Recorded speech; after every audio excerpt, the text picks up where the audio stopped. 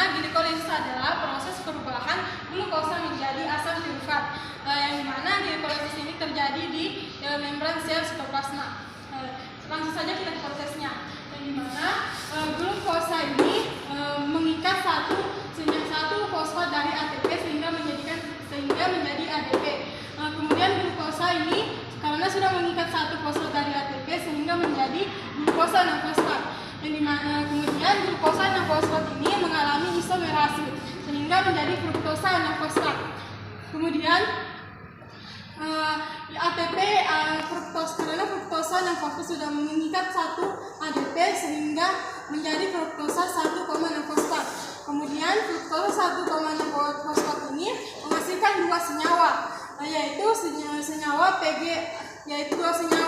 senyawa PGAL atau fosfolistefat dehida. Yang kemudian PGAL ini berubah menjadi senyawa BPGA atau bifosfogliserat, yang dimana karena perubahannya ini menghasilkan NADH, yang dimana NADH ini dihasilkan oleh NAD+. Kemudian BPGA ini berubah menjadi PGA atau fosfoliserat. Kemudian karena ADP dan ATP ini sudah bergabung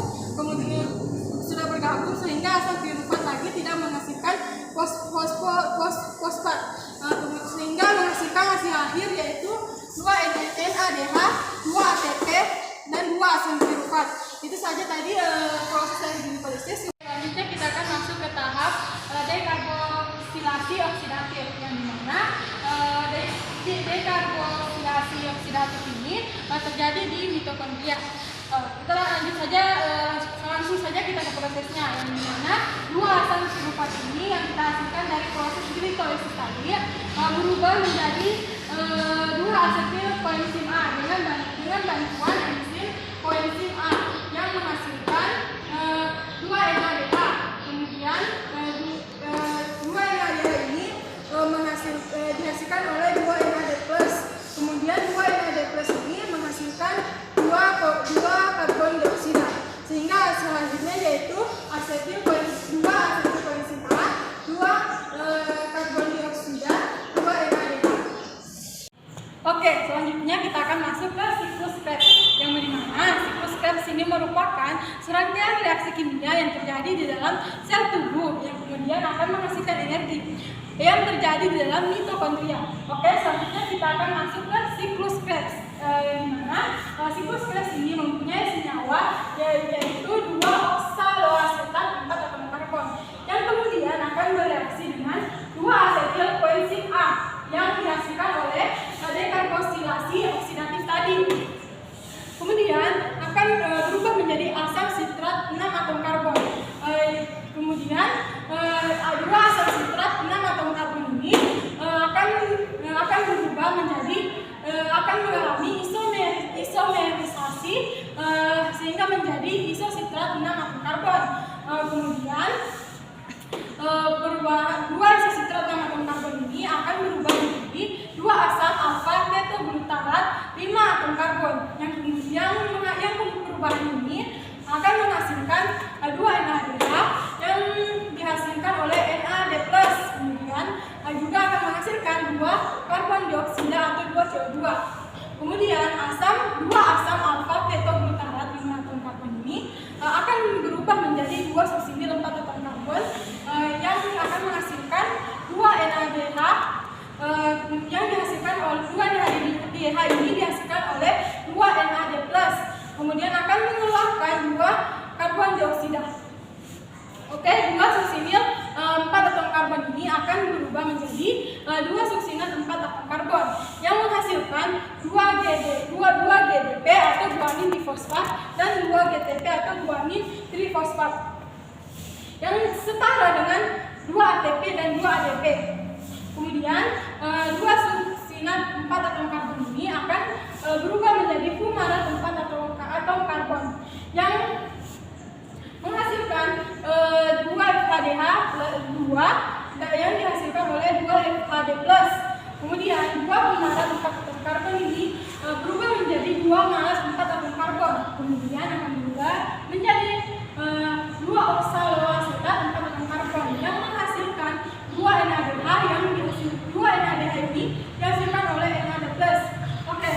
Selanjutnya ada hasil akhir dari siklus Krebs yaitu 2 NADH yang didapatkan dari 2 NADH dari sini, dan dari sini, sehingga menghasilkan 6 NADH. Kemudian ada 2 FADH yang dihasilkan dari sini yaitu 2 FADH. Kemudian ada 4 karbon dioksida yang dihasilkan dari 2 karbon dioksida dari sini dan 2 karbon dioksida dari sini, sehingga menjadi 4 karbon dioksida. Kemudian ada 2 ATP yang dihasilkan dari sini, jadi menghasilkan 2 ATP yang akan digunakan 6 NADH dan 2 FADH ini akan digunakan ke tahap transfer elektron berikutnya. Kemudian 4 karbon dioksida ini akan dikeluarkan oleh tubuh, sedangkan 2 ATP ini akan digunakan oleh tubuh. Mungkin saja penjelasan dari saya tentang siklus Krebs. Kemudian kita akan lanjut ke tahap berikutnya. Oke, sekarang kita masuk ke transfer elektron, yang dimana transfer elektron ini merupakan tahap respirasi aerob yang terakhir yang terjadi di kristal mitokondria. Adapun tahap-tahapnya yaitu transfer elektron ini memiliki 3 pompa proton, yaitu pompa proton pertama, pompa proton ketiga, dan pompa proton keempat. Dan di sini terdapat ubiquinon dan sitokrom, dan di sini terdapat komponen ATP sintase yang akan mengubah ADP menjadi ATP. Oke, langsung saja kita mulai dari NAD, perubahan NADH 2 ke menjadi NAD+. Dan di mana di sini akan melepas elektron menuju ke pompa proton pertama 1 dan menuju ke ubiquinon, kemudian akan ke pompa proton ketiga dan akan menuju ke sitokrom, kemudian akan menuju ke pompa proton yang keempat.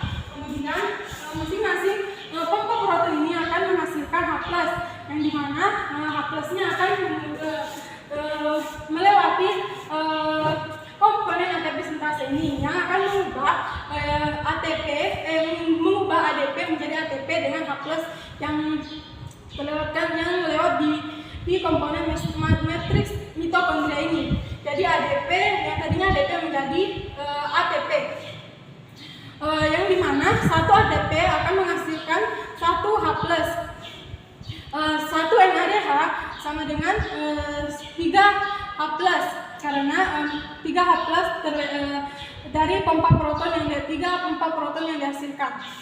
Kemudian 1 NADH+ yaitu sama dengan 3 ATP.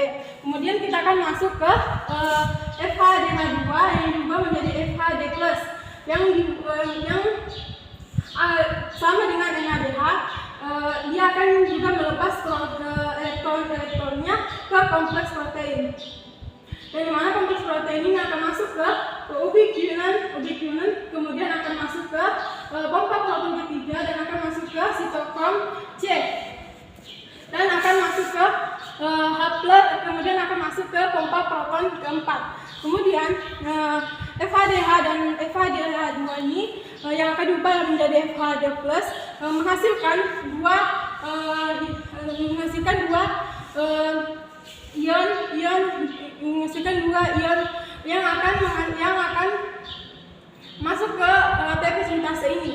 Kemudian di sini satu FADH yang menghasilkan 2 H+, jadi satu FADH ini menghasilkan 2 ATP.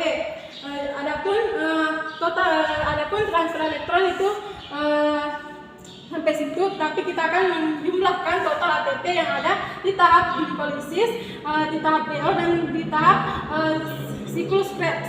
Yang dimana tahap glikolisis itu terdapat 2 NADH dan terdapat di tahap DO yaitu 2 NADH, dan di tahap siklus Krebs itu terdapat NADH, terdapat 6 NADH. Jadi ketika dijumlahkan ini akan menjadi 10 NADH dikali dengan 3 ATP menjadi 30 ATP. Kemudian kita akan masuk ke total FADH, yang dimana siklus itu menghasilkan 2 FADH. FADH kemudian dikali dengan 2 ATP menjadi 4 ATP. Jadi total ATP sama dengan 30 ATP ditambah dengan 4 ATP sama dengan 34 ATP. Jadi hasil akhir dari transfer elektron yaitu 30 ATP, 34 ATP dan H2O yang dihasilkan karena pelepasan elektron yang ditangkap karena perubahan NADH dan FADH karena ditangkap oleh oksigen sebagai aseptor elektron akhir. Oke, itu saja penjelasannya. Itu tadi tahap-tahap dari